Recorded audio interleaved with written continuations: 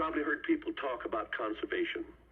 Well, conservation isn't just the business of a few people. It's a matter that concerns all of us.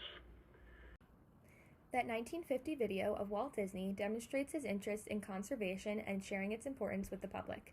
He was in part influenced by the series of 14 true life adventure films that the company released between 1948 and 1960.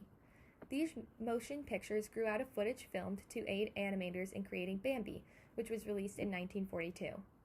Walt Disney, who was always fascinated by nature, found the work the company was doing on these films eye-opening.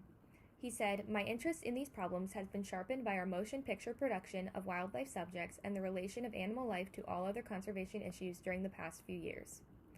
The true life adventure films inspired many other projects down the road, including Disney Nature, Disney Conservation Fund, Animal Kingdom, and more. Conservation is now a key component of Disney's corporate social responsibility plan. Disney supports over 600 conservation organizations, protects 315 million acres globally, and has spent $120 million to support conservation efforts since the Disney Conservation Fund was founded in 1995. Research has shown that company issue congruence, or how a company's mission aligns with its CSR strategies, is important for how such CSR activities are received by its stakeholders. Conservation is a good match for the Walt Disney Company, as many of their films focus on animals, whether they be in the wild or animated, with films such as Bambi, Jungle Book, The Lion King, Finding Nemo, and many more. They have platforms to make the public aware and invested in environmental issues and can connect it with their IP, showing audiences that the world needs to act to keep real-life versions of Simba and Dory safe and thriving.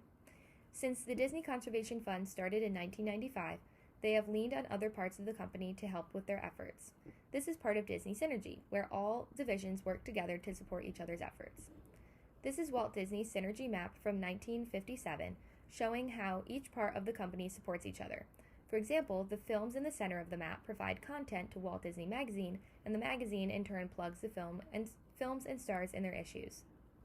This can be applied to Disney's conservation efforts in the 21st century as well. So here's a map I made showing how many divisions of the company support the Disney Conservation Fund. So first, when Animal Kingdom opened, and still today, guests were encouraged to donate to Disney conservation efforts in the Animal Kingdom, and throughout the park, guests learned about nature and environmental issues. This is one example of how the parks support conservation efforts.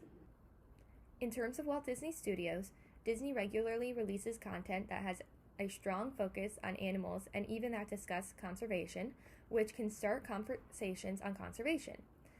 For example, many of the instances mentioned on this map are connected to the release of the Lion King live-action film in 2019, along with the Protect the Pride campaign to support the Lion Recovery Fund. Disney Parks supported these efforts in Animal Kingdom by donating $2 for every guest who rode Kilimanjaro Safari during the opening week of the film. Shop Disney supported the efforts by creating special edition plushes of Simba and Nala, donating $5 each to conservation. The Lion King on Broadway had a special insert about the campaign in the playbill as well. Disney Worldwide Publishing got in on the fun, releasing The Art and Making of the Lion King and donating $25,000 in the celebration of its release. Separate from efforts specific to The Lion King, in 2008, Disney Nature was created to produce films similar to True Life Adventure series in the mid-20th century. They release films that inspire and educate the public and simultaneously support conservation efforts. For example, the first film, Earth, which came out in 2009, made a contribution for every person who viewed the film in the first week, supporting the planting of 3 million trees in Brazil. They have employed a similar strategy for every film since. While these and other aspects of the company support conservation efforts, Disney Conservation Fund reinforces the divisions that support them as well. In general, connections to conservation can increase sales. For example, when people heard about the special edition plushes, Shop Disney's Facebook blew up with questions and comments showing interest. In addition, this CSR effort resulted in 337 media stories and over $21 million in publicity value. These efforts supported Disney's overall reputation with a 99% positive sentiment resulting from the campaign. Disney's Conservation Fund reinforces other divisions of Disney in more subtle ways as well. For example, their Instagram, @Disney Conservation, mentioned Disney Archives when sharing the video of Walt Disney talking about conservation that's at the beginning of this video. In addition, when sharing content on saving sea turtles, for example, they shared this cute video reinforcing content from Walt Disney Studios' Finding Nemo.